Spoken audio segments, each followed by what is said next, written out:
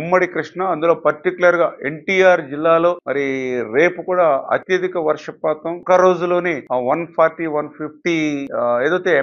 ఏదైతే వర్షపాతం పడుతుందని ఏదైతే చెప్పడం జరిగిందో దాన్ని కూడా దృష్టిలో పెట్టుకుని ఆ బుడమేరు లాంటి పరివాహక ప్రాంతం కూడా ఎప్పటికప్పుడు అబ్జర్వ్ చేసుకుంటూ ఆ బుడమేరు ఛానల్ ని కూడా ఎప్పటికప్పుడు అబ్జర్వేషన్ చేసుకుంటూ అవసరమైతే ఆ యొక్క బుడమేరుకు సంబంధించినటువంటి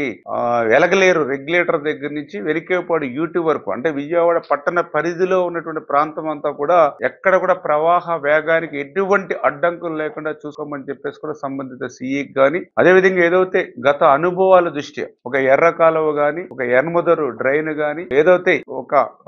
బురద కాలువ గాని